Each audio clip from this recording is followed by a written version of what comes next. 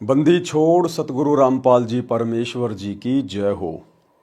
परमपिता परमात्मा सारी सृष्टि के रचनहार कुल मालिक असंख्य ब्रह्मांडों के स्वामी जगत गुरु तीनों लोकों में प्रवेश करके सबका भरण पोषण करने वाले राजाधिराज आत्माधार नाथों के नाथ देवों के देव महादेव सर्वेश्वर महेश्वर मृत्युंजय अजरो अमर आदि अनादि सनातनी प्रभु जगत पिता जगदीश्वर श्री श्री 1008 की उपाधि के वास्तविक अधिकारी अकाल मूरत शब्द स्वरूपी राम वासुदेव सर्वगतम ब्रह्म परम पूज्य प्रथम पूज्य परम संत परम पुरुष परम धनी परम दयालु सत्य कबीर हक्का कबीर अल्लाहु कबीर अल्लाहु अकबर बाखबर अल्लाह ताला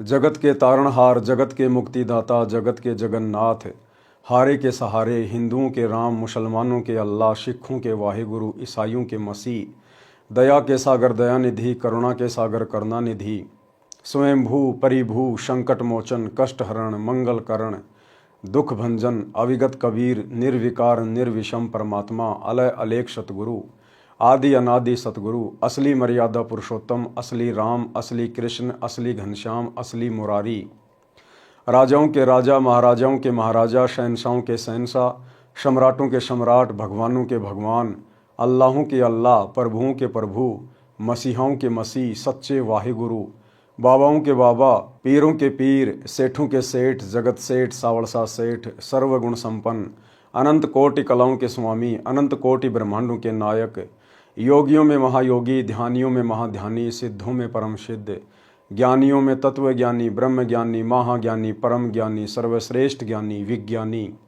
युवा कबीर समर्थ कबीर असमवात अमित ओजा सच्चे रहनुमा करीम अल्लाह सुभान अल्लाह दुनिया के अंतिम पैगंबर 8 सितंबर 1951 से गांव धनाना जिला सोनीपत हरियाणा भारतवर्ष की पावन भूमि पे प्रकट रियल कल्कि भगवान श्री नारायण साकार हरि श्री बाबा साहिब नूर अनंत परमात्मा संत श्रोमणी सतगुरु रामपाल जी परमेश्वर जी के चरण कमल में साध संगति से जुड़े हुए देश विदेश से आप और हम सभी सत्सेवक भाई बहनों का अनंत कोटि दंडोत प्रणाम।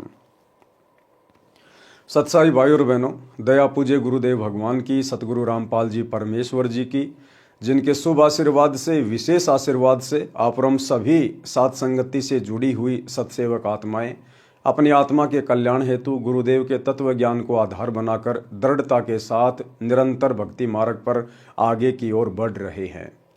भाई और बहनों, साध संगति से जुड़कर आप और हम सभी भगत भाई बहनों ने जो विशेष अनमोल वस्तु प्राप्त की है गुरु को पहचानने की, ये बड़े सौभाग्य से मिलती है, बड़े सौभाग्य से नसीब होती है। इसके लिए हम गुरुदेव भगवान का तहे दिल से जितनी बार भी दंडवत धन्यवाद करें उतना ही कम है। तो पूज्य गुरुदेव जी के कर कमल से लिखित पवित्र पुस्तक मुक्ति बोध के ऊपर वीडियो बनाने की श्रृंखला जारी है। इसी श्रृंखला में आज हमारा ये 28वें नंबर का वीडियो है। प्रत्येक वीडियो में गुरुदेव भगवान के आशीर्वाद से भक्ति मार्ग के विषय में दृढ़ता प्राप्त करने के लिए आप और हमें बहुत कुछ सीखने और समझने को मिल रहा है। तो भाई और बहनों, आज का वीडियो शुरू करते हैं पूज्य गुरुदेव जी के आशीर्वाद से मुक्ति बोध के ऊपर। आज परमेश्वर ने अपने कर कमल से इस पवित्र पुस्तक में काशी में जो भंडारा हुआ था उस भंडारे के समापन की वाणियों का समावेश किया है और किस प्रकार से परमात्मा ने 8 पहर तक 8 तिया 24 यानी 24 घंटे परमात्मा ने खड़े होकर सबको उपदेश दिया। परमात्मा ने सृष्टि रचना समझाई, आध्यात्मिक ज्ञान दिया, सबको समझाया। जितने भी मंडलेश्वर आए हुए थे, साधु संत महात्मा आए हुए थे, कबीर परमेश्वर जी ने किसी मंडलेश्वर से ज्ञान लिया नहीं। परमात्मा ने स्वयं उन मंडलेश्वरों को, जिनको 2 कौड़ी का ज्ञान भी नहीं था, रटा रटाया ज्ञान अपने गुरुओं से जो दुनिया को बताते रहते थे, सुनाते रहते थे, जिस ज्ञान के सुनने और सुनाने से किसी का कोई भला नहीं होना था। परमेश्वर ने किसी भी मंडलेश्वर से ज्ञान नहीं सुना। परमात्मा ने अपना तत्व ज्ञान, नूतन ज्ञान, नया ज्ञान सबको सुनाया 24 घंटे तक। और वर्तमान में गुरुदेव भगवान की गैर हाजिरी में इन सतलोक आश्रमों में क्या हो रहा है झलक तो आप जी देख ही रहे होंगे यूट्यूब पर, सोशल मीडिया पर। इन्होंने अपना जो सोशल मीडिया एक पेज बना रखा है, फेसबुक का चैनल, सा न्यूज चैनल, उस पर ये लोग अपनी मूर्खता वाली पोस्ट शेयर करते ही रहते हैं। तो एक तरफ तो काशी में भंडारा, परमात्मा ने सबको ज्ञान दिया, किसी से ज्ञान लिया नहीं। और वर्तमान सतलोक आश्रमों में बाहर से आने वाले श्रद्धालुओं को ज्ञान दिया नहीं जाता, उनसे ज्ञान लिया जाता है। लगता है संत रामपाल जी के ज्ञान में कोई कमी रह गई, कोई त्रुटि रह गई। जो सतलोक आश्रम मैनेजमेंट हरियाणा, इन आश्रमों के संचालक आज गुरुदेव की गैर हाजिरी में उस ज्ञान की पूर्ति के लिए मंडलेश्वरों से ज्ञान ले रहे हैं। एक छोटा सा वीडियो 4 मिनट का सतलोक आश्रम सोजत का। अभी इनका जो एक नया पाखंड चल रहा है, कबीर निर्वाण दिवस, एक मंडलेश्वर को इन्होंने इनवाइट किया। इनके आश्रमों में कोई भी साधु संत महात्मा मंडलेश्वर आते नहीं हैं, जबरदस्ती उनको बुलाया जाता है, जबरदस्ती हाथ पैर जोड़ के, अपनी प्रशंसा के लिए कि हम एक वीडियो बनाने का मौका मिलेगा। जब वो बाबा जी आएगा, भंडारा करेगा, और जब वो वापस जाने लगेगा, तब हम उसका माइक पकड़कर इंटरव्यू लेंगे। बाबा जी आपको यहाँ की व्यवस्था कैसी लगी? बाबा जी आपको यहाँ के सेवादारों का व्यवहार कैसा लगा? बाबा जी आपको खान पान में क्या लगा, कैसा लगा? अपनी बड़ाई खुद ही करवाते हैं, अपने मुंह मियां मिट्ठू बनने के लिए। दुनिया को ज्ञान के बारे में नहीं बताते, परमात्मा के बारे में नहीं बताते। जो आडंबर वो मंडलेश्वर करके आते हैं, उन आडंबरों को छोड़ने के विषय में उनको नहीं समझाते। बस वो बाबा, वो मंडलेश्वर हमारे आश्रमों की प्रशंसा करके जाए, हम सेवादारों की प्रशंसा करके जाए, हमारे द्वारा जो व्यवस्था की जाती है उसकी जी भरकर प्रशंसा की जाए। बस हम तो इतने में खुश हैं। तो एक छोटा सा 4 मिनट का वीडियो आपको समझाने का प्रयास करेगा कि वर्तमान में इन आश्रमों में क्या चल रहा है। अब ये मंडलेश्वर ये क्या ज्ञान समझाएगा, क्या ज्ञान देगा, ये क्या ज्ञान दे सकता है, क्या इसके पास है? पहली बात तो ऐसे लोगों को, ऐसे मंडलेश्वरों को इन सतलोक आश्रमों में इनवाइट करना ही नहीं चाहिए परमेश्वर के विधान के अनुसार। तो इन लोगों की आश्रमों में एंट्री उस समय होनी चाहिए जब ये बिल्कुल सादा तरीके से एक आम व्यक्ति की तरह अपनी वेशभूषा बना लें। ये व्यर्थ की दाढ़ी, मूछ, ये तिलक, छापा, चंदन, ये सब हटा लें। ये रुद्राक्ष की माला, ये भगवा पहनावा जो पाखंड का प्रतीक है, जब तक ये लोग इस प्रकार के आडंबर वाली वेशभूषा का परित्याग ना कर दें, तब तक इन लोगों को आश्रम में एंट्री होनी नहीं चाहिए। अगर इनको नाम लेना है तो पहले इनको बोलिए कि बहुत से टीवी चैनल पर सतगुरु रामपाल जी का सत्संग चलता है, सोशल मीडिया यूट्यूब पर सतगुरु रामपाल जी के सत्संग भरे पड़े हैं। पहले आप उनके ज्ञान को सुनिए, ज्ञान को समझिए, और आपने जो अपना ये आवरण ऐसा बना रखा है इसका परित्याग कीजिए। उसके बाद आप सतलोक आश्रम में आइए, नाम दीक्षा लीजिए, भक्ति कीजिए। लेकिन ये लोग आते नहीं हैं, ये लोग अपनी तरफ से नहीं आए। इन लोगों को जबरदस्ती बुलाया जाता है, जबरदस्ती। सरपंच को, एमएलए को, विधायक को, भूतपूर्व सरपंच को, इस तरह के पाखंडी बाबाओं को जबरदस्ती आश्रमों में इनवाइट किया जाता है अपनी प्रशंसा करवाने के लिए। तो क्या बोल वचन है इस भाई साहब के, आपको इनके मुख से सुनाएंगे। और साथ में जो इंटरव्यू ले रहे हैं सतलोक आश्रम वाले, बिल्कुल मूक दर्शक बन के खड़े हैं। ये जो मर्जी बके जा रहा है, जो मर्जी बोले जा रहा है, आश्रम वालों को आशीर्वाद दे रहा है कि मेरा आशीर्वाद आपके साथ में है, आप ऐसे फलते फूलते रहो। और ये इंटरव्यू लेने वाला सतलोक आश्रम सोजत का भगत है, इसके मुंह के ऊपर ताला लगा हुआ है, गूंगा है, गूंगा।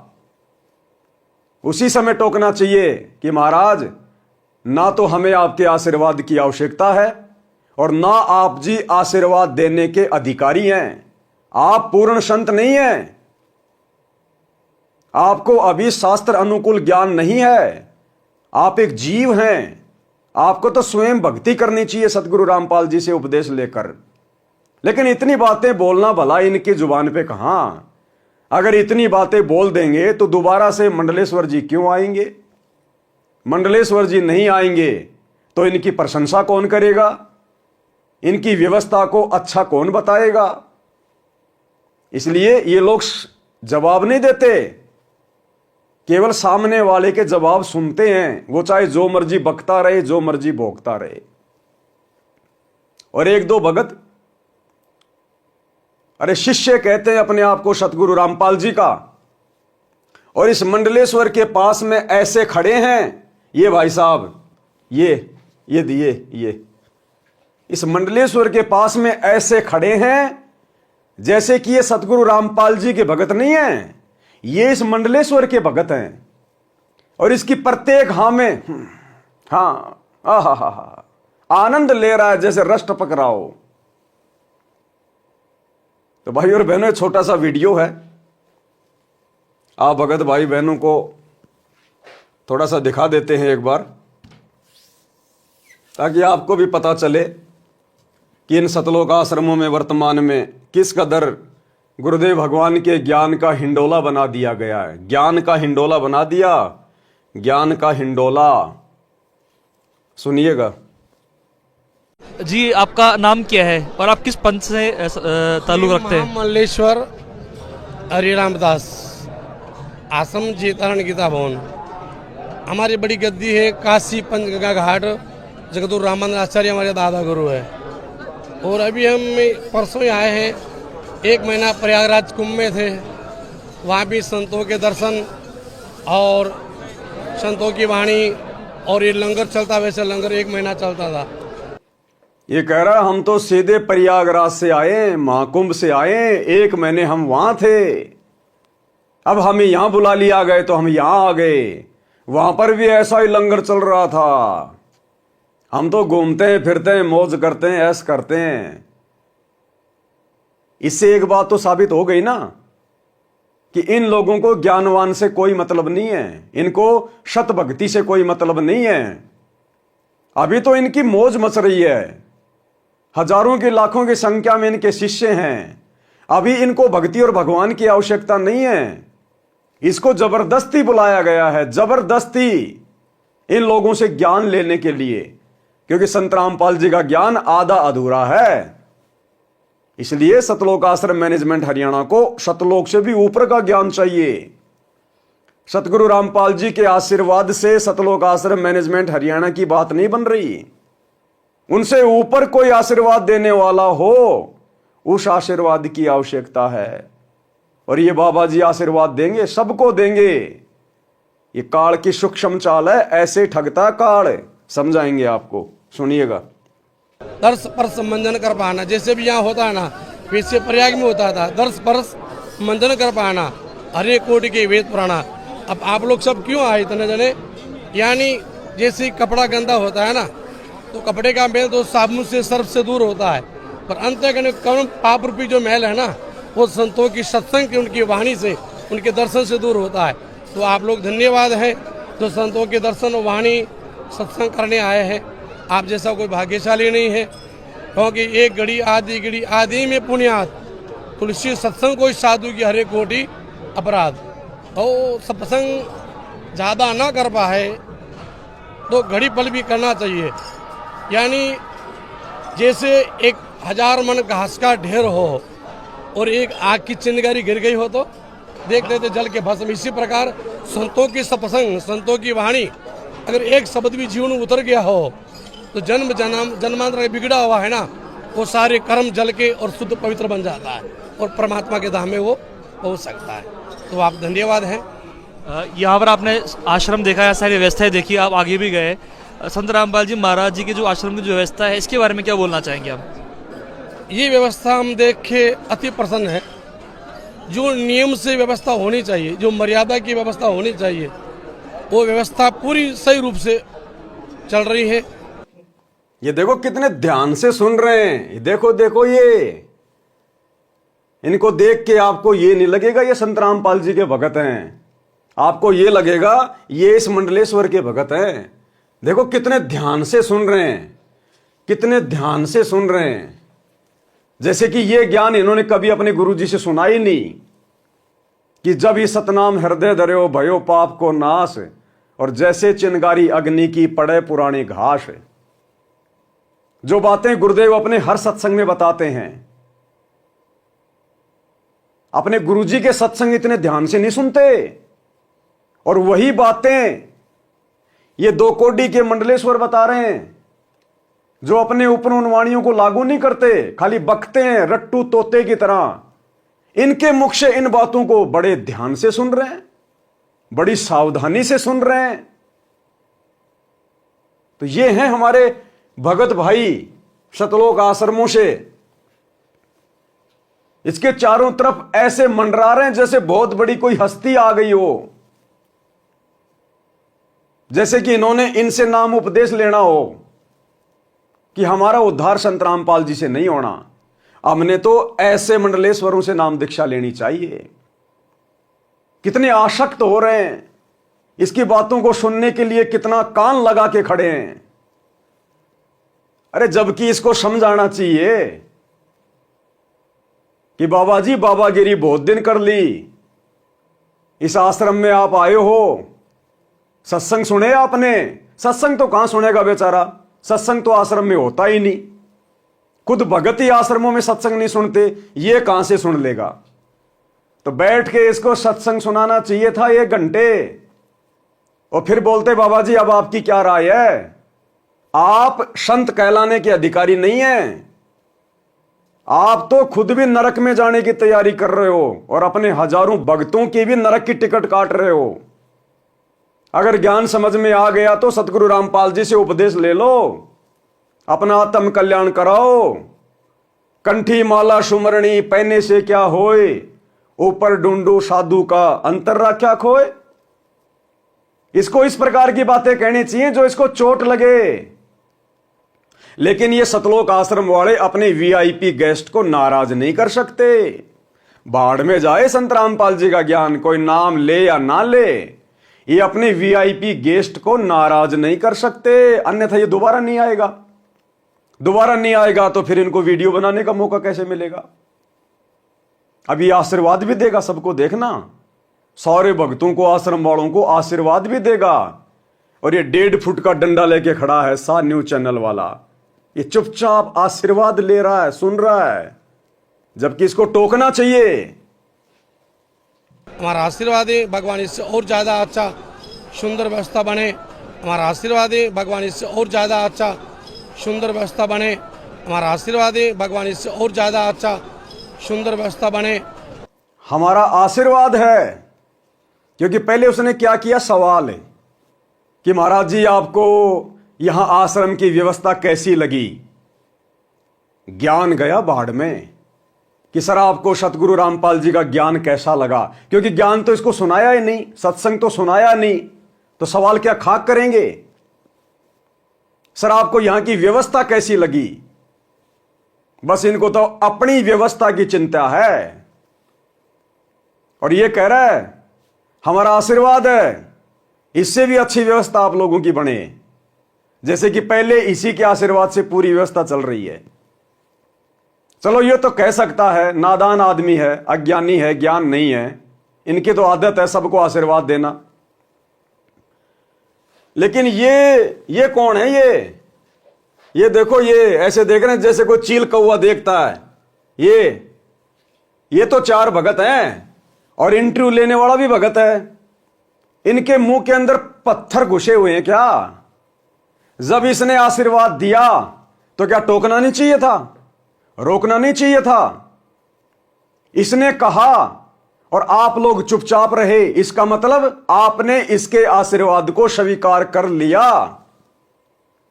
अन्यथा आपको उसी समय टोकना चाहिए था कि महाराज जी आप पूर्ण संत नहीं हैं और आशीर्वाद केवल पूर्ण संत ही दे सकता है और उसी का आशीर्वाद फलित होता है।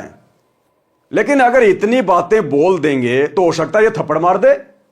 ये तो काल के दूत हैं, दुर्वासा ऋषि की तरह गुस्सा तो इनकी नाक पे रहता है। हो सकता है ये थप्पड़ मार दे, और भाई इसका थप्पड़ ये आश्रम वाले झेल नहीं पाएंगे, ये नाराज हो जाएगा, दोबारा आश्रम में नहीं आएगा। तो इन आश्रमों में बाहर से लोगों को सतगुरु रामपाल जी का ज्ञान समझाने के लिए नहीं बुलाया जाता, इन जैसे पाखंडियों का ज्ञान लेने के लिए बुलाया जाता है कि हमारे आश्रम में और तो सारी व्यवस्था है, बस एक ज्ञान की कमी है। महाराज जी आप हमें ज्ञान देने के लिए आइए। ये ज्ञान समझा रहा है, ये ज्ञान दे रहा है, क्या है इसके पास जो ज्ञान देगा? इन मूर्खों को सोचना चाहिए, आश्रम वालों को। क्या आवश्यकता पड़ गई इसका इंटरव्यू लेने की? तुम्हें क्या शिक्षा दे सकता है ये? इसका इंटरव्यू लेके तुम्हारा क्या भला हो जाएगा? हां, तुम्हारा धार्मिक धंधा बढ़िया चल पड़ेगा कि इसको सुनकर और भी लोग आएंगे खाने पीने के लिए, घूमने के लिए, मनोरंजन के लिए। और तुम्हें तो भीड़ चाहिए, तुम्हारे को तो वीडियो चाहिए बनाने के लिए। तो भाई और बहनों, ये टोटल काल का जाल इन आश्रमों में फैला हुआ, टोटल काल का जाल। अगर वास्तव में ये आश्रम सतगुरु रामपाल जी के हैं तो इन आश्रमों में इन लोगों की एंट्री नहीं होनी चाहिए, विशेषकर। अरे यही तो है वो काल के दूत जिनसे तुम्हारा बाप पिछले 30 वर्षों से संघर्ष कर रहा है। यही तो है वो काल के एजेंट जो हमारे भगत भाई बहनों को अपने जाल में फंसा के रखे हुए हैं, और इन्हीं काल के एजेंटों का तुम स्वागत कर रहे हो। इसको कहते हैं बुद्धि के ऊपर पत्थर पड़ जाना, बुद्धि के ऊपर पत्थर पड़ जाना। आगे क्या कह रहे हैं महाशय जी? आशीर्वाद दे रहे हैं, और ले लो आशीर्वाद। हमारा आशीर्वाद है भगवान इससे और ज़्यादा अच्छा सुंदर व्यवस्था बने। हमारा आशीर्वाद है भगवान इससे और ज़्यादा अच्छा सुंदर व्यवस्था बने। सुंदर तो है ही, अति सुंदर, सोना में सुहागा। आपको धन्यवाद है, व्यवस्थापकों को और हमारे यहाँ के संतों को, सब हरि भक्तों को, सबको धन्यवाद है। संत रामपाल जी महाराज जी ने सभी शास्त्रों के जो गूढ़ रहस्य हैं उनको सामान्य भाषा में सबके सामने ला दिया है। आज भी कोई भी सत्संग होता है तो कबीर साहब जी की वाणियों के बिना वो सब अधूरा है। आप क्या बोलना चाहेंगे संत रामपाल जी महाराज जी के इस योगदान को लेकर? संत रामपाल दास जी, उन्होंने अपनी, क्या होता है संत रामपाल दास जी? ये मूर्तियां खड़ी हैं, ये गूंगे बहरे, और ये कह रहा है सतगुरु रामपाल जी दास जी। अरे क्या होता है दास? इसको तो नहीं पता। ये चार खड़े मुस्टंडे, ये देखो, ये अमित शाह, और ये इंटरव्यू ले रहा, इनको नहीं पता कि हमारे गुरुजी दास हैं या दासों के बाप हैं। अरे तुम भी दास, यानी भगत भी दास, और ये तुम्हारे गुरु को भी दास बता रहा है। अरे नालायको, थोड़ी बहुत तो तमीज लो, थोड़ी बहुत तो अपनी बुद्धि का इस्तेमाल करो, थोड़ा बहुत इसको भी समझाओ। यही तुम्हें समझाया जा रहा है, तुम्हारे गुरु की बेइज्जती किए जा रहा है, तुम्हारे गुरु को दास कह के।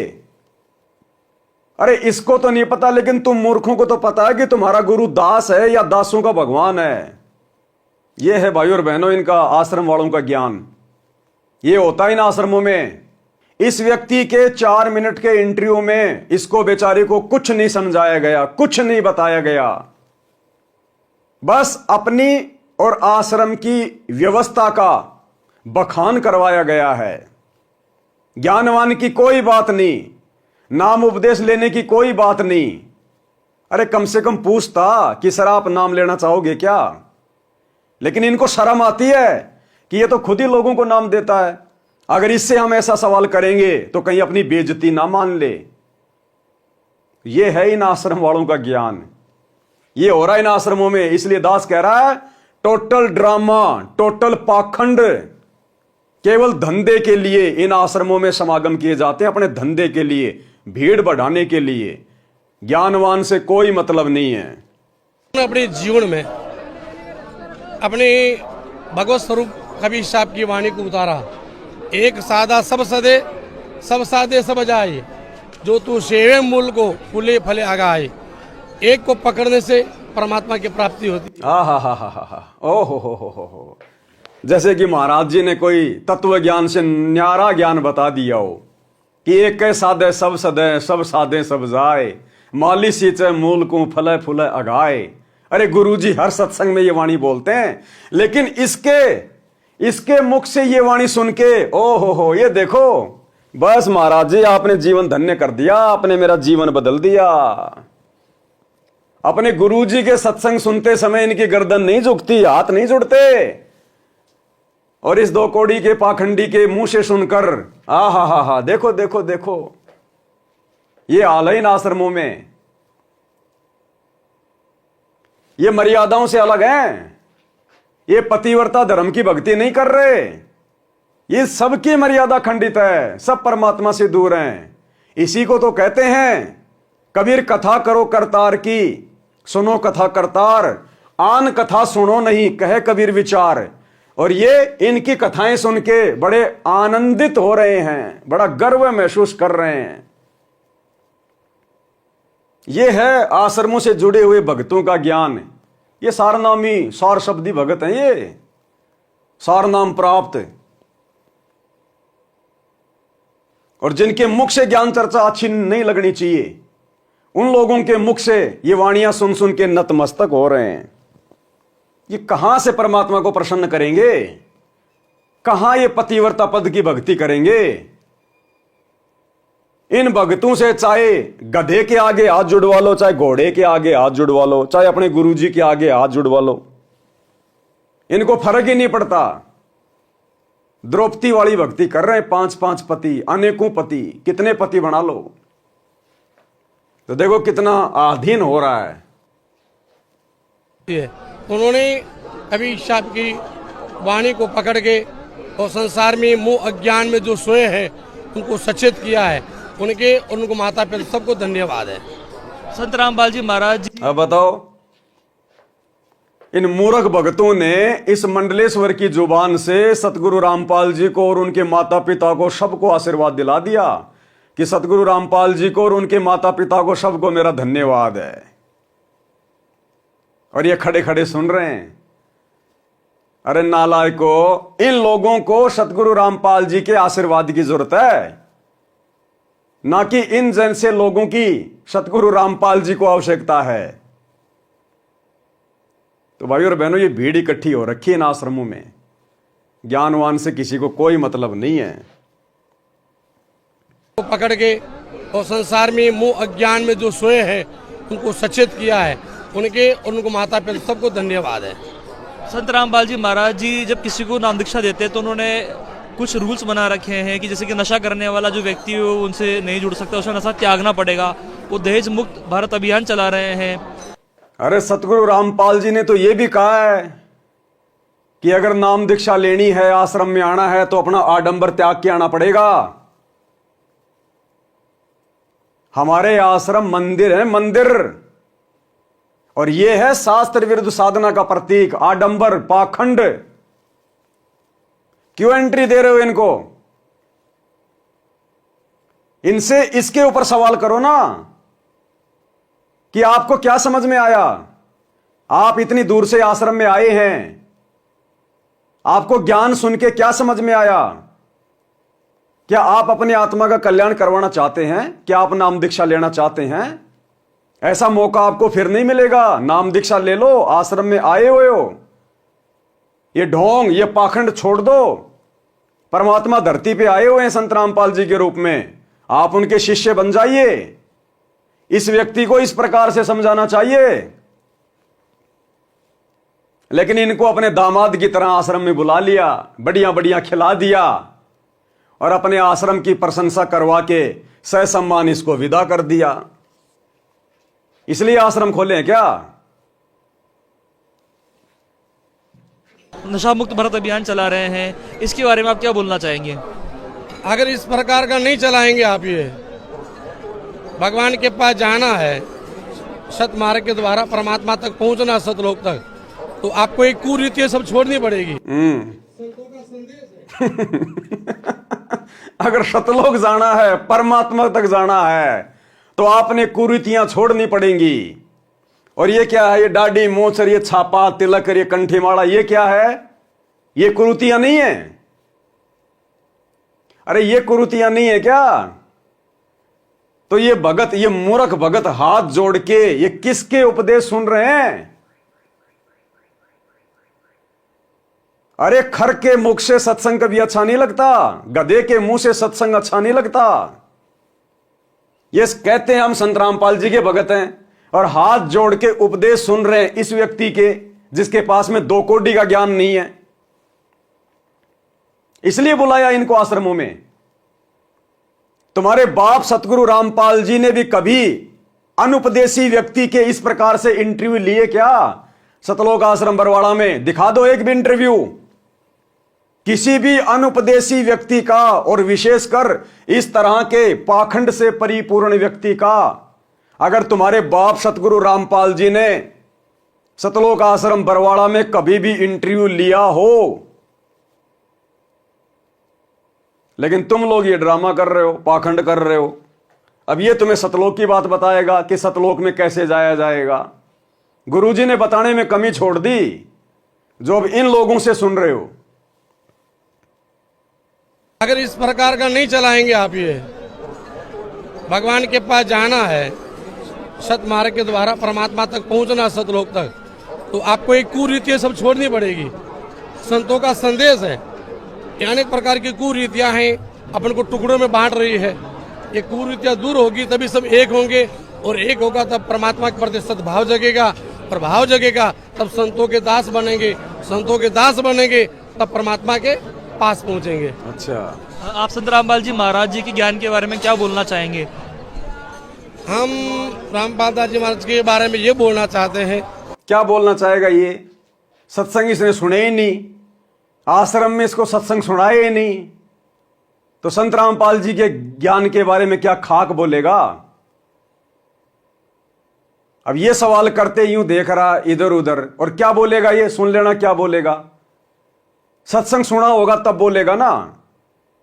अरे तुम लोगों ने आश्रम में इसको बैठा के सत्संग सुनाया होगा तब बोलता ये। तुमने तो आते ही उसकी दामाद की तरह खातर शुरू कर दी। लो जी पानी, लो जी चाय, आओ जी लड्डू जलेबी बर्फी जीमो जी, और चलते समय ये माइक लेके खड़े हो गए। तुमने सत्संग इसको सुनने कहां दिया बेचारे को? जो तुम कह रहे हो कि सतगुरु रामपाल जी के ज्ञान के बारे में आप जी क्या कहना चाहेंगे?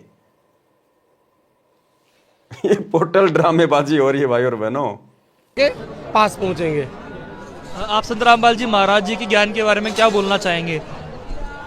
हम रामपाल दास जी महाराज के बारे में ये बोलना चाहते हैं, जैसे आपने गुरुवर की कृपा आपको मिली है, गुरुवर का कृपा का प्रसाद आपको मिला है, और सबसे बड़ा परोपकार आप कर रहे हैं, जो गुरुवर का प्रसाद जगह जगह वितरण कर रहे हैं, सत्संग के माध्यम से, पोथी के माध्यम से, वाणी के माध्यम से।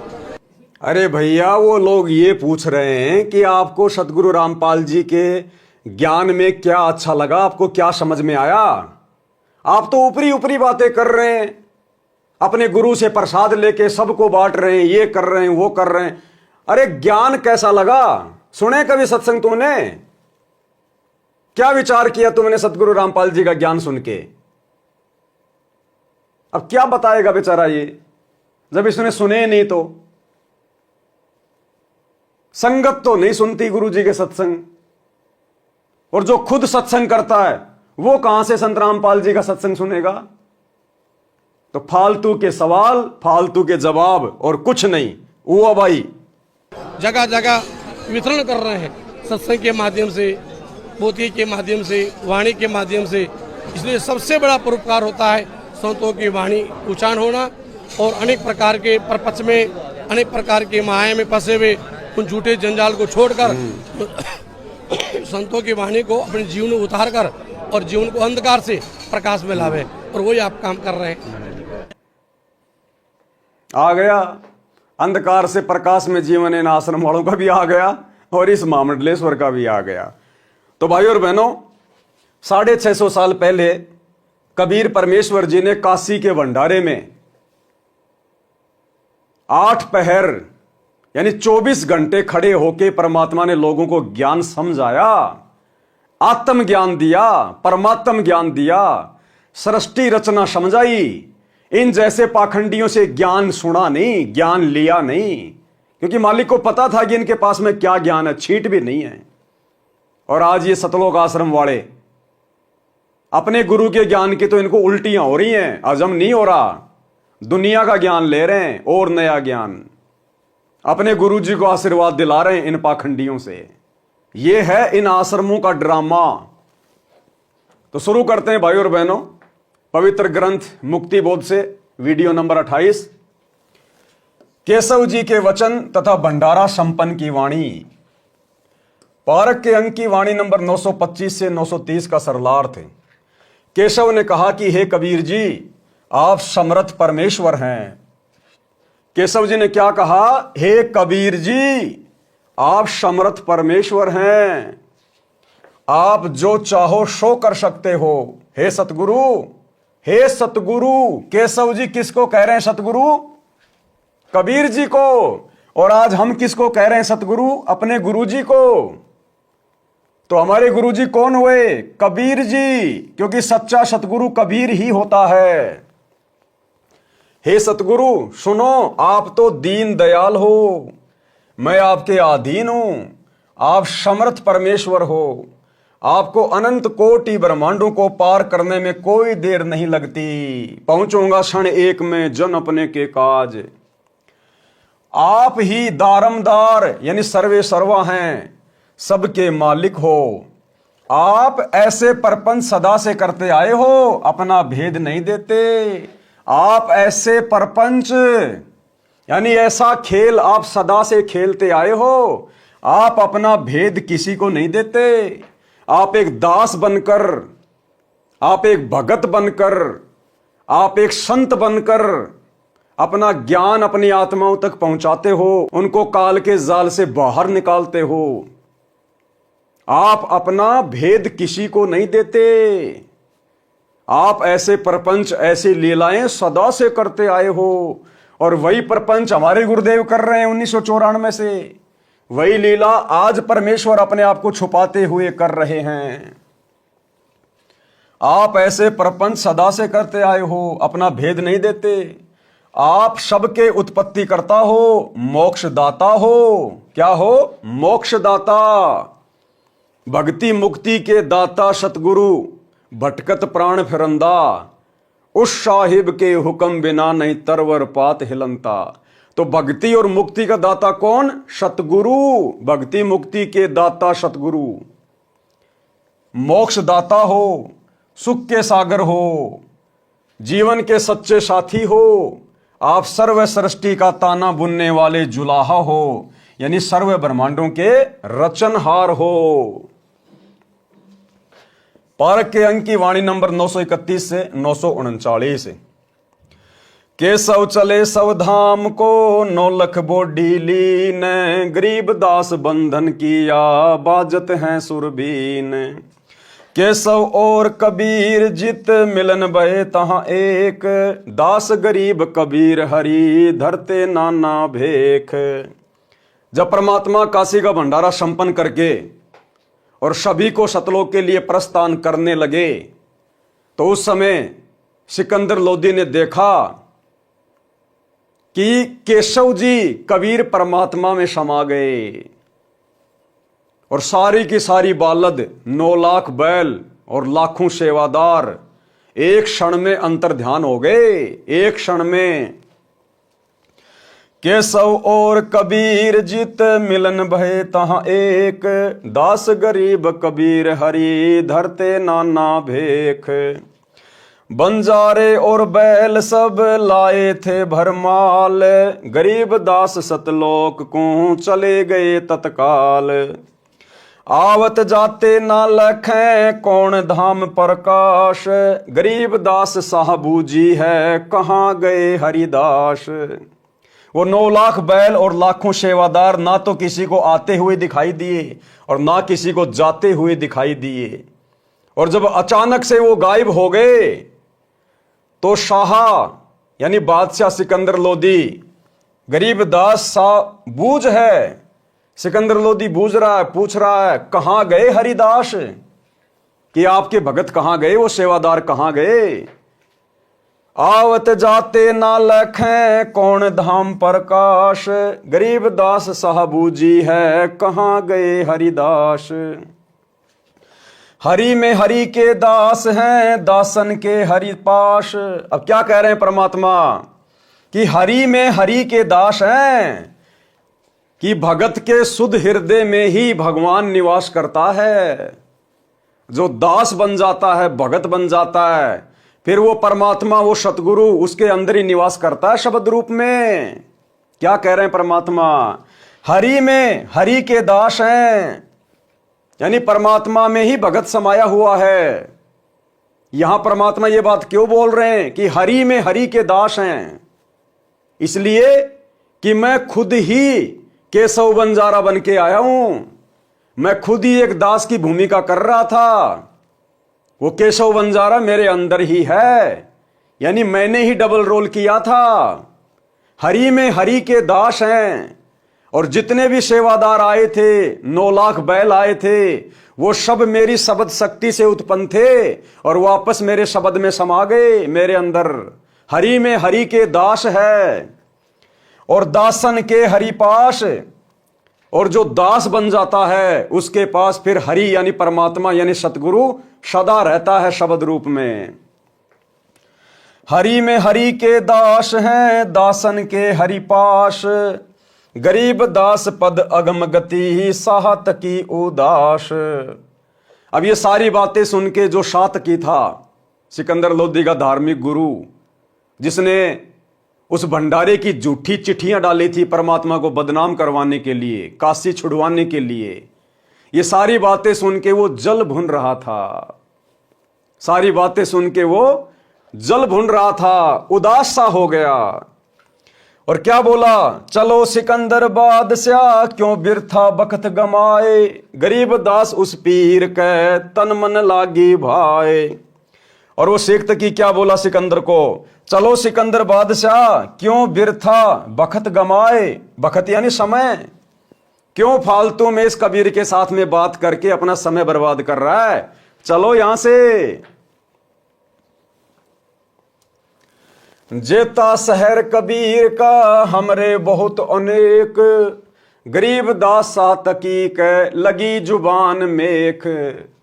अब जब परमात्मा ने ये कहा ना कि भाई वो जिस देश से आए थे, जिस नगर से आए थे, वो सेवादार 9 लाख बैल जिस शहर से आए थे वो भाई वहीं वापस चले गए। तो शेख तकी ने सिकंदर लोदी से कहा परमात्मा से ईर्ष्यावश बातें करते हुए कि चलो चलो बादशाह, इस कबीर के जैसे शहर, इस कबीर के जैसे नगर तो हमारे बहुत हैं, चलो चलो यहां से। जब उसने इतनी बात कही तो उसी समय उसकी जुबान के ऊपर ताला लग गया, यानी वो गूंगा हो गया शेख तकी। क्योंकि परमात्मा ने उसको अंत तक बहुत मौका दिया, बहुत मौका दिया सुधरने का, लेकिन हर बार वो परमात्मा का विरोध करता रहा, परमात्मा में मीन मेख निकालता रहा, उनको नीचा दिखाने का यत्न करता रहा, जान से मारने का प्रयास करता रहा। अंत में वो गूंगा हो गया, गूंगा बहरा। जेता शहर कबीर का हमरे बहुत अनेक, गरीब दास शाह तक की कह लगी जुबान मेख। गुंग भय बोले नहीं नहीं जुबाब जुबान, गरीब दास मार्या पर्या बिन सर करो कमान। गुंग भय बोले नहीं, गूंगा हो गया, आवाज नहीं निकली। उसके बाद पूरी जिंदगी फिर वो तड़प तड़प के मरा, भुगत के मरा, गूंगा बहरा रहा पूरी जिंदगी। एता दोष धरे कहां दगद जमी आसमान, गरीब दास सुनिए नहीं गुंग द्वार मुख कान। कि उसने परमात्मा में दोष निकाल के, परमात्मा का विरोध करके उसने इतना पाप कमा लिया, इतना दोष कमा लिया कि उससे संभाला नहीं गया और अंत में पूरी जिंदगी गूंगा बहरा रहा। पारक के अंक की वाणी नंबर 931 से 939 का सरलार्थ। केशव रूपधारी परमेश्वर कबीर जी ने सब बैलों तथा बंजारों को आज्ञा दी कि तुम शव धाम को चलो, यानी सतलोक को चलो। इतना कहते ही सब चल पड़े, गंगा दरिया पार कर गए। कुछ देर बाद सिकंदर राजा ने देखा तो 9 लाख बैल, 1 लाख सेवादार, कोई भी दिखाई नहीं दिया। तब सिकंदर लोदी राजा ने केशव से पूछा कि हे केशव, वे सब कहां गए? केशव बोला कि सतलोक से आए थे, सतलोक चले गए। मैं भी चलता हूं, यूं कहकर केशव कबीर जी में समा गए। सिकंदर लोदी और शेख तकी की आंखों के सामने वो केशव कबीर परमात्मा के अंदर समा गया। देखते देखते उसके बावजूद भी शेख तकी की आंख नहीं खुली। इसलिए परमात्मा कहते हैं कि राज त्यागना सहज है, सहज औरत का ने, भाई मान बड़ाई ईर्ष्या दुर्लभ तजना ये। यूं कहकर केशव कबीर जी में समा गए। संत गरीबदास जी ने कहा है कि कबीर परमेश्वर स्वयं ही भिन्न भिन्न रूप बनाकर लीला करते हैं। जैसे कि आज परमेश्वर अपने आप को छुपाकर लीला कर रहे हैं। बंजारे तथा बैल माल भरकर लाए थे, सतलोक में तत्काल चले गए। शेख तकी जो सिकंदर राजा का मंत्री व पीर था, उसके तो तन मन में आग लग गई और राजा से कहने लगा कि चलो, क्यों यहां समय व्यर्थ कर रहे हो? जैसा कबीर का शहर है ऐसे हमारे अनेक हैं। इसने क्या भंडारा किया है, महोछासा किया है। हम ऐसे ऐसे 100 भंडारे कर देंगे। उसी समय शेख तकी गूंगा हो गया, आजीवन गूंगा रहा, भुगत कर मरा। गरीब कोई कहे जग जो नार करी है, कोई कहे महोछा, बड़े बड़ाई किया करें गाड़ी काट ओछा। अर्थात कोई तो कह रहा था कि दिल खोलकर रुपया खर्चा है, जग जोनार यानी धर्म यज्ञ जीवनवार की है। कोई कह रहा था कि महोछा किया है। महोछा उसे कहते हैं जो किसी बूढ़े के लिए पंडित के द्वारा थोपा हुआ धर्म किया जाता है। उसमें घटिया कपड़ा, घटिया घी डालडा लगता है, कंजूसी करता है, 100 के स्थान पर 10 रुपए खर्च करने की कोशिश करता है, उसे महोछा कहते हैं। यानी मजबूरी में किया गया धर्म यज्ञ, मजबूरी में किया गया अनुष्ठान, उसको कहते हैं महोछा। बड़े लोग यानी अच्छी आत्मा तो यज्ञकर्ता की बड़ाई करते हैं। ओछा यानी दुष्ट आत्मा गाली देता है, उसे बिसराता है, घटिया बताता है। उपरोक्त वाणियों का कथा रूप सरलार्थ, जब सब षड्यंत्र फैल हो गए तब सब काशी के पंडित काजी मुल्लाओं ने सभा करके निर्णय लिया कि कबीर एक निर्धन जुलाहा है। हम इसके नाम से पूरे हिंदुस्तान में चिट्ठी भिजवा देते हैं कि कबीर सेठ पुत्र नीरू जुलाहा कॉलोनी बनारस वाला 3 दिन का भोजन भंडारा धर्म यज्ञ करने जा रहा है। सब अखाड़े वाले बाबा साधु संत आमंत्रित हैं, साथ में अपने सर्व शिष्यों को अवश्य लाएं। 3 दिन प्रत्येक भोजन के पश्चात प्रत्येक साधु संत ब्राह्मण काजी मुल्ला पीर पैगंबर ओलिया को एक एक दोहर, एक मोहर तथा जो कोई सूखा सीधा आटा मिठाई घी दाल चावल भी लेना चाहे तो वह भी दिया जाएगा। अब भैया सतलोक आश्रम वालों, अगर तुम वही दिव्य धर्म यज्ञ दिवस वर्तमान में कर रहे हो, अरे तुम लोग जो दिव्य धर्म यज्ञ दिवस करते हो ना, और इतना प्रचार कर रहे हो, उसके बाद भी तुम्हारे आश्रम में जगत वाले लोग नहीं आते। अरे तुम्हें प्रचार ढंग से नहीं करना आता। क्या बता रहे परमात्मा? शेख तकी से शिक्षा लो। शेख तकी ने क्या लिखा, क्या प्रचार किया, तुम भी उसी प्रकार से जगह जगह पोस्टर लगाओ और लिखो कि संत रामपाल जी 3 दिन का भंडारा कर रहे हैं और भंडारे में आने वाले को प्रत्येक बार भोजन करने के बाद 1 सोने की मोहर और 1 दोहर दी जाएगी। तुम तो कहते हो हमारे आश्रम में कोई आता नहीं, 3 दिन से पहले कोई जाएगा नहीं, और इतनी भीड़ आ जाएगी, इतनी भीड़ आ जाएगी, तुम्हारे को नया आश्रम खोलना पड़ जाएगा। तो थोड़ा बहुत बुद्धि का इस्तेमाल करो, दिमाग लगाओ, शेख तकी की तरह प्रचार करो भाई। वो दोहर और मोहर के चक्कर में 18 लाख लोग आ गए साधु संत। अगर उसमें दोहर और मोहर का जिक्र ना होता तो खाली भोजन करने के लिए 1000 किलोमीटर से कोई नहीं आता। तो तुम लोगों को अगर भीड़ जमा करनी है, भीड़ इकट्ठा करनी है इन आश्रमों में, तो खाली भंडारा भंडारा भंडारा भंडारा करने से नहीं होगी। भंडारा तो सभी खाते हैं अपने घर पे। 50 रुपए का लड्डू जलेबी लेके कोई भी खा लेगा अपने घर पे। 200 रुपए का एक किराया देके तुम्हारे आश्रम में 50 रुपए के लड्डू जलेबी खाने आएंगे लोग। तो प्रचार करो तो ढंग से करो कि आओ कितनी बार भी लड्डू जलेबी बर्फी खाओ, प्रत्येक बार 10 ग्राम सोना और 1 दोहर दी जाएगी। फिर देखो भीड़, अरे फिर देखो कुंभ फैल हो जाएगा, कुंभ, इतनी भीड़ आ जाएगी। तीनों दिन प्रत्येक भोजन के पश्चात प्रत्येक साधु संत ब्राह्मण काजी मुल्ला पीर पैगंबर ओलिया को 1 दोहर 1 मोहर तथा जो कोई सूखा सीधा आटा मिठाई घी दाल चावल भी लेना चाहे तो वो भी दिया जाएगा। दोहर एक लोई होती थी जो उस समय की सबसे महंगी तथा उपयोगी कंबल मानी जाती थी, जिसको अमीर लोग ही ओढ़ते थे। मोहर लगभग 10 ग्राम सोने गोल्ड से बना, वर्तमान कीमत लगभग 30,000 रुपए। उस लोई की कीमत वर्तमान में 10,000 से कम नहीं है। सर्वसम्मति से ये निर्णय लेकर पत्र भिजवा दिए, दिन निश्चित कर दिए। निश्चित दिन को 18 लाख साधु संत ब्राह्मण मंडलेश्वर अपने अपने सभी शिष्यों सहित पहुंच गए। सबको लालच था कि प्रत्येक भोजन के पश्चात उपरोक्त दक्षिणा मिलेगी। लोग काशी में भंडारा करने नहीं आए थे, उस लालच में आए थे, दोहर और मोहर के लालच में। तो तुम लोग भी सतलोक आश्रम वालों इसी प्रकार से पोस्टर लगाओ जगह जगह, और फिर देखो भीड़, पूरा धनाना गांव भर जाएगा, रोडे जाम हो जाएगी। इसलिए अपने अपने सर्व शिष्यों को मंडलेश्वर ले आए कि अच्छा माल मिलेगा, सूखा सीधा भी लेंगे, महीनों का खाने का तथा कई कई हजार का सोना तथा लोई मिलेगी, बेचकर काम चलाएंगे। कबीर परमेश्वर ने 2 रूप में अभिनय किया। एक रूप तो अपनी कुटिया में बैठे रहे, दूसरे रूप में अपने सतलोक से 9 लाख बैलों पर थैले रखकर पका पकाया सामान तथा सूखा सामान तथा दोहर मोहर भरकर ले आए। बोरे जो वर्तमान में गधों पर रखते हैं, उस समय बंजारे अर्थात व्यापारी बैलों पर रखकर माल एक मंडी से दूसरी मंडी में ट्रांसपोर्ट करते थे। काशी के बाजार में टेंट लगाकर सारा सामान टेंटों में रख दिया, और कुछ सेवादार भी सतलोक से साथ आए थे जो सारी व्यवस्था संभाल रहे थे। भंडारा शुरू कर दिया। 3 दिन तक चिट्ठी में लिखे अनुसार सर्व दक्षिणा दी गई। उस समय भोजन भंडारे में दिल्ली का राजा सिकंदर लोदी भी आया था तथा उसका निजी पीर शेख तकी भी आया था।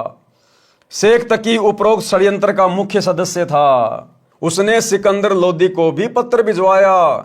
वह चाहता था कि किसी तरह सिकंदर लोदी के दिल से कबीर जी उतरें और मेरी पूर्ण महिमा बने। उस शेख का अनुमान था कि अब की बार कबीर काशी से भाग जाएगा, और भंडारे में पहुंचे साधु कबीर को गालियां दे रहे होंगे। राजा भी कबीर जी का फैन यानी प्रशंसक नहीं रहेगा। परंतु जब भंडारे के स्थान पर पहुंचे तो देखा लंगर चल रहा है, सर्व दक्षिणा दी जा रही है, दोहर मोहर दी जा रही है। सब साधु तथा अन्य व्यक्ति भोजन खाकर दक्षिणा लेकर कबीर सेठ की जय जयकार कर रहे हैं। बादशाह सिकंदर लोदी ने पता किया कि भंडारा करने वाला कहाँ है। बताया गया कि उस सामने वाले बड़े टेंट यानी तंबू में है। वो सतलोक से आए हुए सेवादार केशव बंजारा, उन्होंने किसी से नहीं पूछा कि सर आपको भंडारा कैसा लगा, आपको यहां की व्यवस्था कैसी लगी, आप हमारे व्यवहार के बारे में क्या कहना चाहेंगे। अरे साधु संत महात्मा मान बढ़ाई के भूखे नहीं होते, अपनी प्रशंसा के भूखे नहीं होते। और तुम लोग लेके माइक खड़े हो जाते हो जाते समय, सर आपको यहां के सेवादारों का व्यवहार कैसे लगा, सर आपको यहां के भंडारे की व्यवस्था कैसी लगी, मान बढ़ाई के भूखो। इसलिए तो परमात्मा अपनी वाणी में कहते हैं कि सतगुरु के दरबार में ग्राहक कोटि अनंत, और 4 चीज ये चाहते, रिद्धि सिद्धि मान महंत। ये तो मान बढ़ाई के भूखे हैं, मान बढ़ाई के भूखे, अपनी बढ़ाई खुद ही करवाते हैं। राजा तथा शेख तकी उस तंबू में गए और पहले अपना परिचय दिया, फिर उसका परिचय पूछा। तंबू में बैठे सेठ ने परिचय बताया कि मेरा नाम केशव है, दिल्ली का बादशाह भंडारे में आ गया तो भी परमात्मा नहीं उठे। केशव रूप में परमात्मा अपने टेंट में बैठे रहे, और तुम कोई छोटा मोटा भूतपूर्व सरपंच आ जाता है, उसके चारों तरफ मक्खी मच्छर की तरह भिन भिनाने लग जाते हो। भिन भिनाने, इसको कहां बैठा दूं, इसको क्या खिला दूं, पता नहीं क्या आ गया आश्रम में। और वहां सिकंदर लोदी दिल्ली का बादशाह हाथी पे बैठ के आया था, फिर भी परमात्मा अपने टेंट में बैठे रहे और खुद दिल्ली का बादशाह नीचे उतर के परमात्मा के पास में गया और अपना परिचय दिया कि मैं दिल्ली का बादशाह सिकंदर लोदी हूं, आप कौन हैं? और तुम 2 कोडी के भूतपूर्व सरपंच के पीछे लेके माइक, सर आपका नाम क्या है, सर आप कहां से आए हैं, सर आपको यहां की व्यवस्था कैसी लगी, सर आपको हम भक्तों का व्यवहार कैसा लगा। अरे तुम्हारा असली व्यवहार तो तुम जाहिर नहीं होने देते। तुम्हारा असली व्यवहार शतलोक आश्रम से जुड़े हुए तुम कोऑर्डिनेटरों का, सेवादारों का, तुम्हारा असली व्यवहार तो तुम किसी को दिखाते नहीं। एक समय एक राजा था और वो बहुत सारी भाषाओं का जानकार था। एक दिन उसने अनाउंसमेंट करवाया कि जो भी ज्ञानी, मंत्री या कोई धार्मिक गुरु मेरी वास्तविक भाषा बता देगा कि मेरी मातृभाषा क्या है, उसको मुंह मांगा इनाम दिया जाएगा।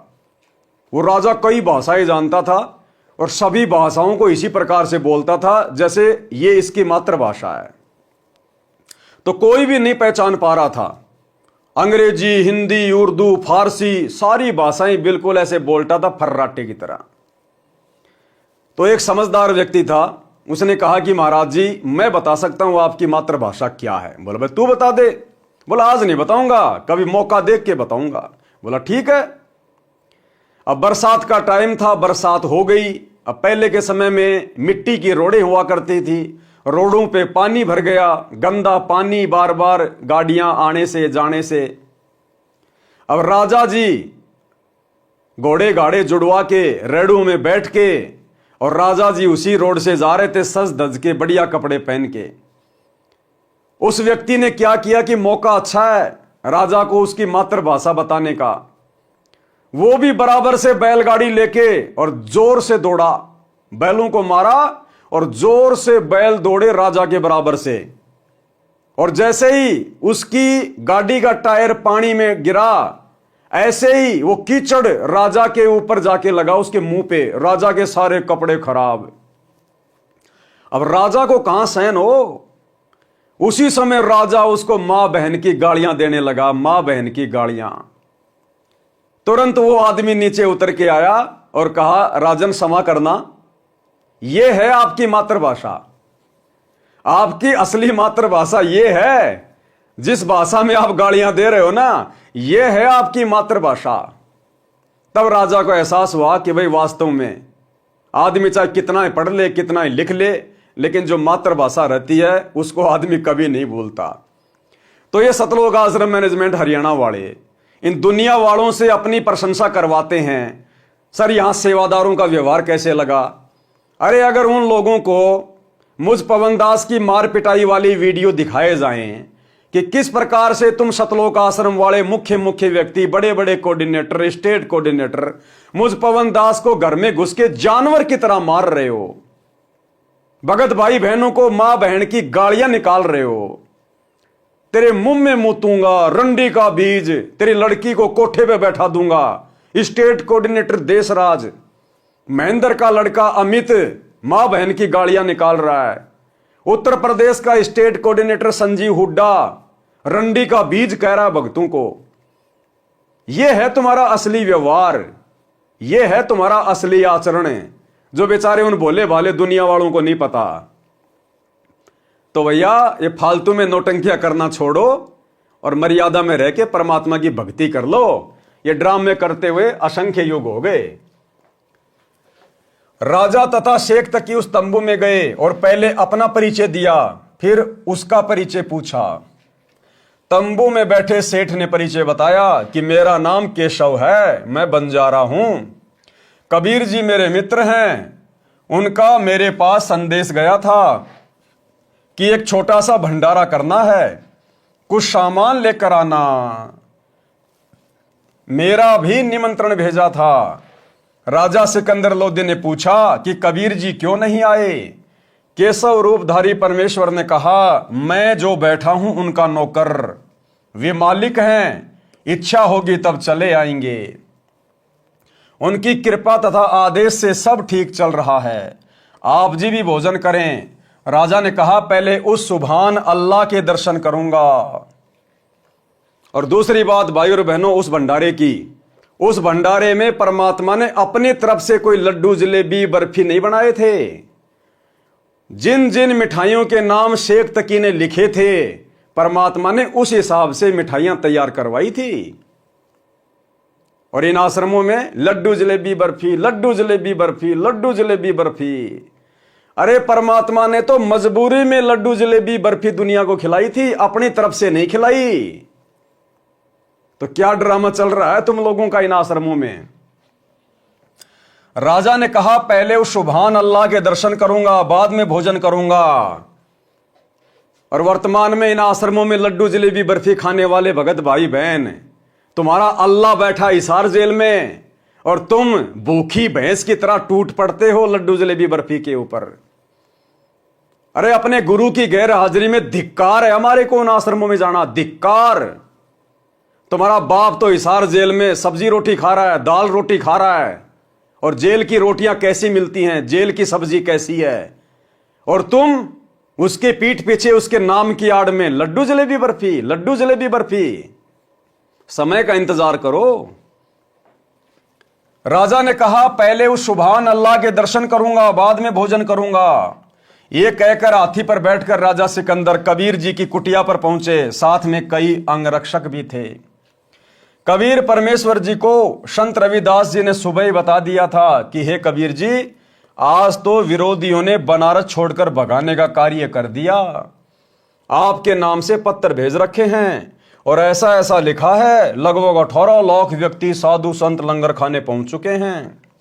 कबीर जी ने कहा कि मित्र आजा, बैठ जा, दरवाजा बंद करके सांकड़ लगा ले। आज का दिन बिताकर रात्रि में अपने परिवार को लेकर भाग जाऊंगा। यानी जैसा रिएक्शन रविदास जी ने दिया वैसा ही रिएक्शन परमात्मा ने दे दिया। जब भगत ने ही अपने गुरु को भगवान नहीं माना तो भगवान कैसे अपने आप को भगवान बताएगा? रविदास जी ने कहा कि भगवान आज तो काशी से भगाने का पूरा बंदोबस्त कर दिया इन लोगों ने। 18 लाख लोग आ गए लंगर खाने, हम कहां से करवा देंगे? क्यों भाई? अगर रविदास जी को विश्वास होता कि ये कबीर ही परमात्मा है, सारी सृष्टि का रचनहार है, जो तीनों लोकों में प्रवेश करके असंख्य आत्माओं को प्रतिदिन भोजन करवा रहा है, तो 18 लाख को भोजन नहीं करवाएगा? अरे बाकी समय भी तो उन 18 लाख को यही परमात्मा भोजन करवा रहा था। लेकिन रविदास जी को पूर्ण तत्व ज्ञान नहीं था। उन्होंने कबीर जी को अपना गुरु अवश्य बना रखा था, लेकिन वो परमात्मा नहीं मानते थे। जब परमात्मा कबीर जी ने देखा कि भगत तो भाई बैकी बैकी बातें कर रहा है, तो परमात्मा ने भी उसी हिसाब से जवाब दिया कि भैया सांकड़ लगा ले, दरवाजा बंद कर ले, दिन दिन काट लो, रात को यहां से निकल लेंगे अपन। तो परमात्मा ने भी भगत के अनुसार ही जवाब दिया। कई अन्य शहर गांव में निर्वाह कर लूंगा, जब उनको कुछ खाने को मिलेगा ही नहीं तो झल्लाकर गाली गलौज करके चले जाएंगे। हम सांकड़ खोलेंगे ही नहीं, यदि किवाड़ तोड़ेंगे तो हाथ जोड़ लूंगा कि मेरा सामर्थ्य आप जी को भंडारा कराने का नहीं है।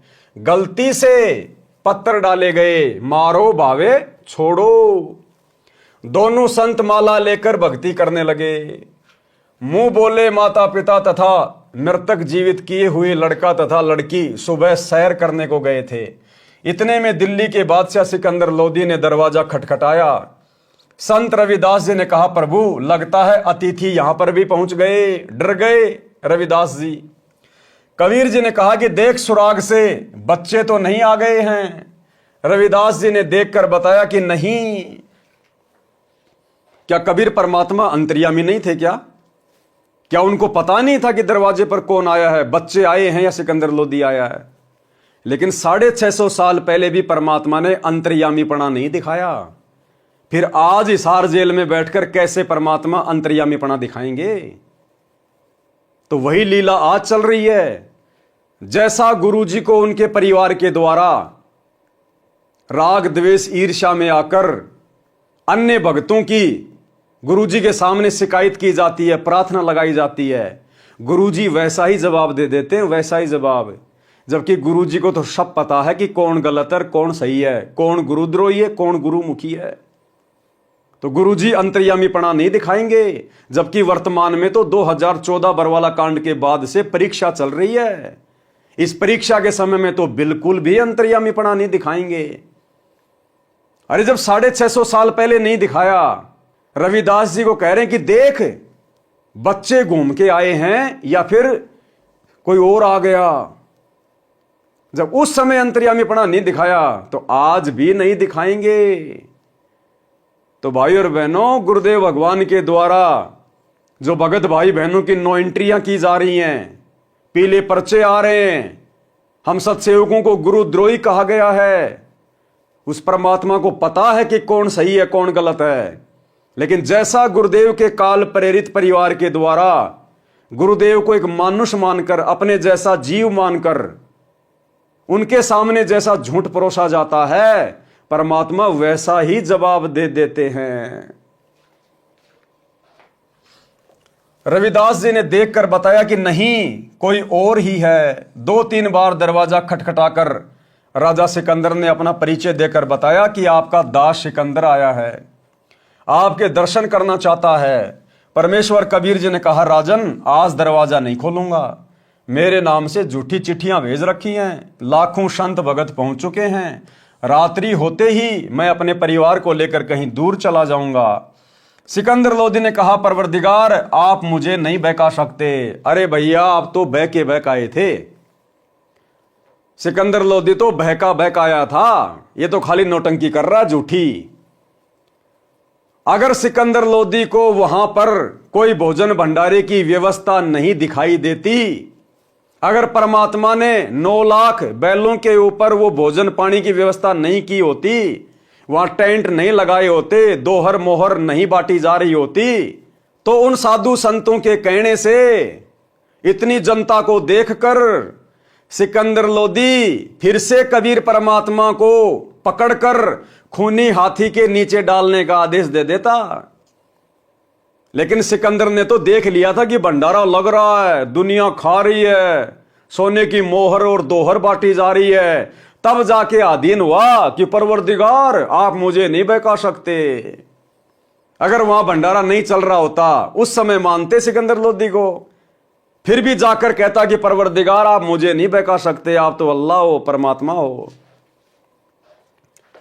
सिकंदर लोदी ने कहा, परवरदिगार आप मुझे नहीं बहका सकते, मैं आपको निकट से जान चुका हूं, आप एक बार दरवाजा खोलो, मैं आपके दर्शन करके ही जलपान करूंगा।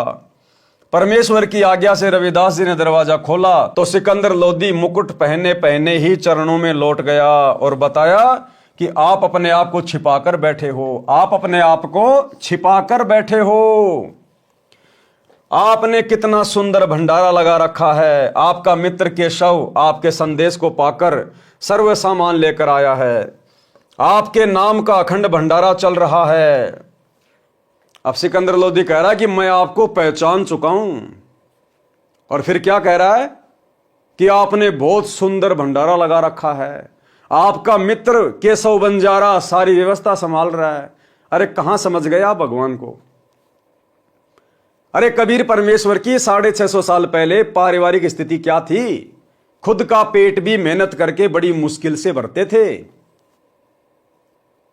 तो सिकंदर लोदी ने इतना भी दिमाग नहीं लगाया कि ऐसे गरीब आदमी का ऐसा कौन बंजारा फ्रेंड है, मित्र है, जो 18 लाख लोगों के लिए भंडारे की व्यवस्था कर देगा कबीर जी के कहने से। जिस कबीर के पल्ले 100 रुपए नहीं, उस कबीर के कहने से सोने की दोहर मोहर 18 लाख लोगों को, 18 लाख लोग आए थे और कम से कम लोगों ने 10-10 बार भोजन किया होगा।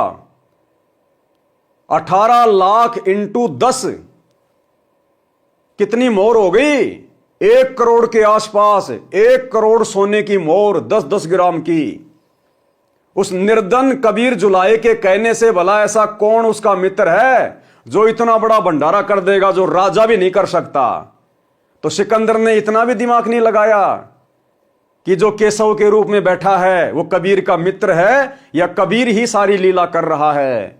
तो भाई उस समय किसी ने कुछ नहीं समझा परमात्मा को, केवल जुबान से कहते थे बाकी समझा किसी ने नहीं था। आपका मित्र केशव आपके संदेश को पाकर सर्व सामान लेकर आया है। आपके नाम का अखंड भंडारा चल रहा है। सभी अतिथि आपके दर्शनों के अभिलाषी हैं। कह रहे हैं कि देखें तो कौन है कबीर सेठ जिसने ऐसे खुले हाथ से लंगर कराया है। मेरी भी प्रार्थना है कि आप एक बार भंडारे में घूमकर सबको दर्शन देकर कृतार्थ करें। तब परमेश्वर कबीर जी उठे और कुटिया से बाहर आए तो आकाश से कबीर जी पर फूलों की वर्षा होने लगी तथा आकाश से आकर सिर पर सुंदर मुकुट अपने आप पहना गया। तब हाथी पर बैठकर कबीर जी तथा रविदास जी व राजा चले तो सिकंदर लोधी परमेश्वर कबीर जी पर चवर करने लगे और पीलवान से कहा कि हाथी को भंडारे के साथ लेकर चल।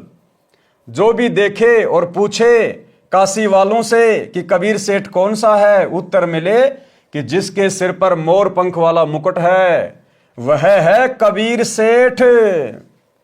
जिसके सिर पर मोर पंख वाला मुकुट है।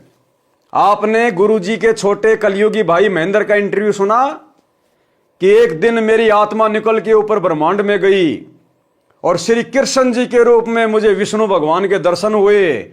उनके सिर पर मोर पंख लगा हुआ था। महेंद्र ने क्या कहा था? उनके सिर पर मोर पंख लगा हुआ था। और दास ने क्या बताया भाई बहनों को कि वो विष्णु नहीं था, श्री कृष्ण नहीं था। सतगुरु रामपाल जी भगवान कृष्ण का रूप बनाकर उस महेंद्र को दर्शन दिए थे। तो कौन था वो मोर पंख वाला? उत्तर मिले कि जिसके सिर पर मोर पंख वाला मुकुट है वह है कबीर सेठ, जिस पर सिकंदर लोधी दिल्ली के बादशाह चवर कर रहे हैं। सब एक स्वर में जय जयकार बोल रहे थे, जय हो कबीर सेठ की। जैसा लिखा था वैसा ही भंडारा कराया है। ऐसी व्यवस्था कहीं देखी न सुनी। भोजन खाने का स्थान बहुत लंबा चौड़ा था। उसमें घूमकर फिर वहीं पर आए जहां पर केशव टेंट में बैठा था। हाथी से उतरकर कबीर जी तंबू में पहुंचे तो अपने आप एक सुंदर पलंग आ गया। उसके ऊपर एक गद्दा बिछ गया, ऊपर गलीचे बिछ गए जिनकी झालरों में हीरे पन्ने लाल लगे थे। टेंट को ऊपर कर दिया गया जो दो तरफ से बंद था। अब भाई और बहनों, ये बात कौन बता सकता है कि 650 साल पहले काशी के चौपड़ के बाजार में परमात्मा ने जो भंडारे की व्यवस्था की थी, जिसमें टेंट लगाया गया था, वो केवल दो तरफ से ही बंद था। अरे टेंट तो चार तरफ से होता है ना। तो ये बात कौन कह सकता है कि वो टेंट केवल दो तरफ से ही बंद था और बाद में दो तरफ से भी उसको खोल दिया गया? कौन बता सकता है? जिसने वो भंडारा करवाया हो, जिसने आंखों से देखा हो। तो ये छोटे छोटे संकेत हैं जो ये सिद्ध करते हैं कि हमारे गुरुजी स्वयं केशव बंजारे, हमारे गुरुजी स्वयं कबीर परमात्मा, जिन्होंने 650 साल पहले वो भंडारा दिया। टेंट को ऊपर कर दिया गया जो दो तरफ से बंद था। खाना खाने के पश्चात सब दर्शनार्थ वहां आने लगे। तब परमेश्वर कबीर जी ने उन परमात्मा के लिए घर त्याग कर आश्रमों में रहने वालों तथा अन्य गृहस्थी व्यक्ति व ब्राह्मणों को आपस में केशव तथा कबीर जी ने आध्यात्मिक प्रश्न उत्तर करके सत्य ज्ञान समझाया। 8 पहर यानी 24 घंटे तक सत्संग करके उनका अज्ञान दूर किया। कई लाख साधुओं ने दीक्षा ली और अपना कल्याण कराया। विरोधियों ने तो परमेश्वर का बुरा करना चाहा था, परंतु परमात्मा को इकट्ठे करे कराए भगत मिल गए अपना ज्ञान सुनाने के लिए। उन भक्तों को सतलोक से आया हुआ उत्तम भोजन कराया, जिसके खाने से अच्छे विचार उत्पन्न हुए। उन्होंने परमेश्वर का तत्व ज्ञान समझा, दीक्षा ली तथा कबीर जी ने उनको वर्षों का खर्चा भी दक्षिणा के रूप में दिया। सब भंडारा पूरा करके सर्व सामान समेटकर बैलों पर रखकर जो सेवादार आए थे वे चल पड़े। तब सिकंदर लोधी, शेख तकी, कबीर जी, केशव जी तथा राजा के कई अंग रक्षक भी खड़े थे। अंग रक्षक ने आवाज लगाई कि बैल धरती से 6 इंच ऊपर चल रहे हैं। राजा के बॉडीगार्ड ने आवाज लगाई कि देखो रे देखो, ये बैल तो धरती से ऊपर चल रहे हैं। पृथ्वी पर पैर नहीं रख रहे। ये लीला देखकर सब हैरान थे। फिर कुछ देर बाद देखा तो आसपास तथा दूर तक न बैल दिखाई दी और न ही बंजारे और ना सेवक। सिकंदर लोदी ने पूछा, हे कबीर जी, बंजारे और बैल कहाँ गए? परमेश्वर कबीर जी ने उत्तर दिया कि जिस परमात्मा के लोक से आए थे उसी में चले गए। उसी समय केशव वाला स्वरूप देखते देखते कबीर जी के शरीर में समा गया। राजा सिकंदर ने कहा, हे अल्लाहू अकबर, मैं तो पहले ही कह रहा था कि ये सब आप कर रहे हो, अपने आप को छिपाए हुए हो। शेख तकी तो जल भुन रहा था। कहने लगा कि ऐसे भंडारे तो हम अनेकों कर दें, ये तो मौछा सा किया है, हम तो जग जोनार कर देते। मौछा कहते हैं वह धर्म अनुष्ठान जो किसी पुरोहित द्वारा पितर दोष मिटाने के लिए थोपा गया हो। उसमें व्यक्ति बताए अनुसार आइटम मन मारकर सस्ती कीमत से लाकर पूरे करता है, हाथ सिकोड़ कर लंगर लगाता है। और जग जोनार उसे कहते हैं जिसके घर कई वर्षों उपरांत संतान उत्पन्न होती है तो दिल खोलकर खर्च करता है, भंडारा करता है जो खुले हाथों से। संत गरीबदास जी ने उस भंडारे के विषय में जिसकी जैसी विचारधारा थी वो बताई। गरीब कोई कहे जग जो नार करी है, कोई कहे मौछा, बड़े बड़ाई करया करें गाड़ी काटे ओछा। भावार्थ है कि जो भले पुरुष थे वे तो बड़ाई कर रहे थे कि जग जो नार करी है, जो विरोधी थे ईर्ष्यावश कह रहे थे कि क्या खाक भंडारा किया है, ये तो मौछा सा किया है। जब शेख तकी ने ये वचन कहे तो गूंगा तथा बहरा हो गया, शेष जीवन पशु की तरह जिया। अन्य के लिए उदाहरण बना दिया कि अपनी ताकत का दुरुपयोग करना अपराध होता है, उसका भयंकर फल भोगना पड़ता है। केशव आन भया बंजारा, षटदल की निहास है। परमेश्वर कबीर जी स्वयं आकर केशव बंजारा बने। षटदल कहते हैं गिरिपुरी, नागा, नाथ, वैष्णव, सन्यासी, शैव आदि 6 पंथों के व्यक्तियों को जिन्होंने हंसी मजाक करके चिट्ठी डाली थी। परमात्मा ने यह सिद्ध किया कि भगत सच्चे दिल से मेरे पर विश्वास करके चलता है तो मैं उसकी ऐसे सहायता करता हूं। यानी परमात्मा 650 साल पहले सतगुरु की भी भूमिका निभा रहे थे और एक भगत की भी और एक निर्धन व्यक्ति की भी। और परमात्मा ने उस निर्धनता में भक्ति करके ये बताया, ये दिखाया कि अगर आप अपने परमात्मा पर पूर्णतया समर्पित हैं, आप यदि पतिव्रता पद पर रहकर मर्यादा में भक्ति कर रहे हैं और यदि कभी कभार आपके ऊपर कोई आपत्ति आ गई तो आपका गुरु, आपका भगवान आपके समक्ष खड़ा मिलेगा। तुम्हारी भी ऐसे सहायता की जाएगी जैसे परमात्मा ने मेरी करी। एक अभिनय करके परमात्मा ने उस भंडारे में दिखाया।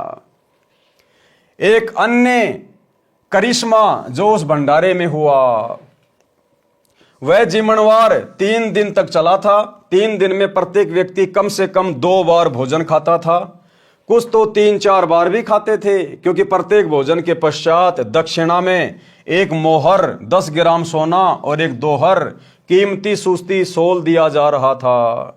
इस लालच में बार बार भोजन खाते थे। 3 दिन तक 18 लाख व्यक्ति शौच तथा पेशाब करके काशी के चारों ओर ढेर लगा देते, काशी को सड़ा देते।